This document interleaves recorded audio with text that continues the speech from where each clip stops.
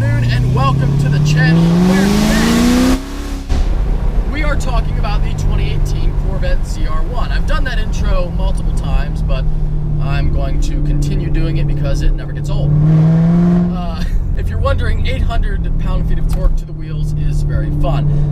We're talking about the ZR1 because we have some brand new information coming to us courtesy of Weapon X Motorsports. Now, this is a company that definitely check them out if you want.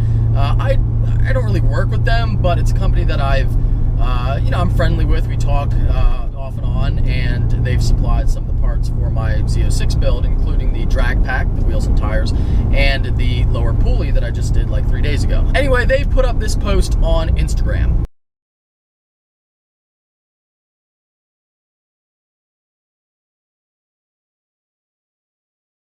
So as you can see, we got a sneak peek at the RPO codes. Now, GM, I did not look this up, but from the limited experience I have with ordering cars through GM, RPO, I believe, stands for Regular Production Option. So if that's not what it stands for, someone please correct me, but don't make up something retarded. I'm pretty sure that's what it means. So you can see that for 2018, the model year, LT5, the engine is an option. And of course, I would assume that that means it's going to be an option on a Corvette, not like a pickup truck or something. So that's not really that shocking. You know, the LT5 name, GM filed a patent for that like a long time ago, like 4 or 5 months ago, and everybody said, oh, you know, they filed this patent for LT5. That means Corvette, which makes sense because, you know, the Z06 is the LT4, the Stingray is the LT1 and whatnot. So that's not really that interesting. It's kind of what we thought, but a lot of people were thinking that the LT5 is going to be a dual overhead cam engine, but it looks like that is, how do you say, fake news. You are fake news. You know, being a humble person, which I am, I'm going to say that I was right way back when I said that the LT5 was going to be a modified, reworked LT4. And my reasoning for that was because, you know, it's really fucking hot. They spent a lot of time. That's like a car guy thing. No car guy wants to use the air conditioning. We all like windows down, even if the audio sucks. Anyway, I thought, you know, they put a lot of time and effort into this LT4. It doesn't seem like a good idea, to me anyway, I'm not an expert, but to only use it in the Corvette Z06 for like 3 or 4 years, and then the ZL1 and the CTSV for probably, what, 3 or 4 as well, and then that would be it. I mean, I feel like the engine has a lot of potential. The problem is just the blower. It's limited by the Z06's tiny 1.7 liter supercharger. That's really it. Let's talk about the other acronyms real quick. So, first one there is I didn't write it down for this video, I should have. But I think the first one is SIDI, which I did look this one up. It stands for Spark Ignited Direct Injection. I did not look the rest of these things up, but I'm pretty confident this is what they mean. So you got Spark Ignited Direct Injection, then we have Variable Valve Timing, we have SC, which is, of course, supercharged, and then we have aluminum, which is aluminum block. It's an aluminum block V8, and GM for General Motors. So there you go. The LT5 going to be a supercharged, reworked LT4 6.2 liter V8. Now let's get back to that source at GM real quick. And of course, I can't tell you his name or what he does, but he has seen the car up close, and he's been up close and personal with it. The car, you know, fully functioning prototype test mule car, so to speak. And he has said that the supercharger is in fact a lot bigger, which is something that, like I talked about earlier, I really did expect because the engine's got a lot of potential, just needs a bigger blower on it. So I'm thinking somewhere like 2.3 liters in that neighborhood. The current one is 1.7. And he did say, from talking to the engineers, that it's going to have more than 750 horsepower. He thinks well over 800 just from what they were saying. That's kind of getting crazy in there. I thought when everybody was like, oh yeah, the ZR1, we expect 750, I was like, well, that's a lot. You know, if it has 750, that's an awful good bit of power there. And I think that that's kind of at the limit of where they would want to be for a production car in the C7 platform. But it looks like they're just going to say fuck it and do a lot more than that. So we'll see. I don't know. I'm still kind of iffy on that. I'd love to see it, but I do think the C7, as great of a platform that it is, I do think to handle, you know, you're talking like 850 horsepower, to handle that, it's going to need some pretty serious modifications. I think that, you know, this car, the Z06 as it is, could handle, with a little bit of tweaking, like 700, maybe a little bit more. But you're talking 150 more, potentially even higher than that, more horsepower than this car. Yeah, it's going to need more more than just like, you know, some minor suspension tuning. It's gonna need some serious shit. By now, we've all seen the videos of the car testing on track, and I could have sworn that it doesn't sound like this car. I mean, it sounds similar, but not the same as this one. So, you know what? Let's test this out real quick. It almost sounds more like this car does now.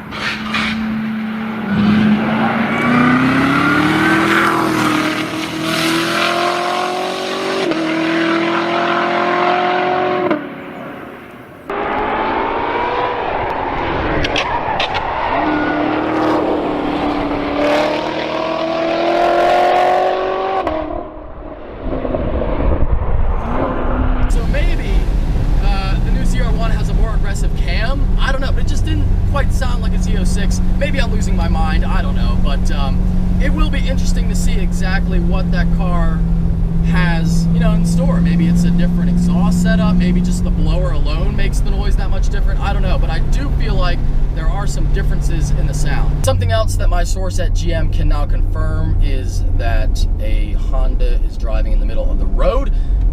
The car will be offered with 2 transmissions, which is not really surprising. I thought when I made like my first video about it, which must have been about 8 months ago now, I've been keeping up with the ZR1 info for a long time now, because I've wanted one since day one of the rumors. So yeah, I thought it was going to be the 8-speed auto like you can get in every Corvette and the 7-speed manual. Looks like it's going to be that way still, but maybe we get the 10-speed, I'm not sure. Having driven the 10-speed in Nick's car and having gotten to experience that, I like the 10 better. I do. I think the shifts are quicker. I think the responsiveness is way better. I don't have an auto. My car's a manual, but I still have the paddles for active rev match, for example. Anyway, I think the responsiveness is way better when you click the paddles. It's a better transmission, but I really don't like the fact that it has 10 gears, and I'm not an engineer, so take everything I'm saying. Basically, take what I'm saying and throw it in the toilet, but because I'm sure 10 is better for performance, otherwise they wouldn't have done it.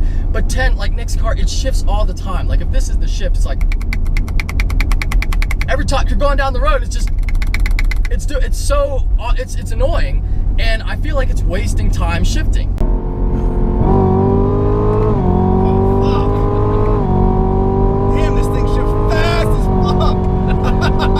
That's just me, and don't tell Nick that I said that. That's about all the info that I have for you today. Don't really know anything about pricing or really anything more. Just thought that that was interesting to share, because we definitely see now that in the GM order guides, in the you know, in the computer system, we definitely see LT5 is an engine option, which I think is pretty cool. So anyway, I hope that you enjoyed the video. If you did, make sure to give it a big thumbs up. If you are stopping in for the first time, please subscribe. Take care. Have a great day.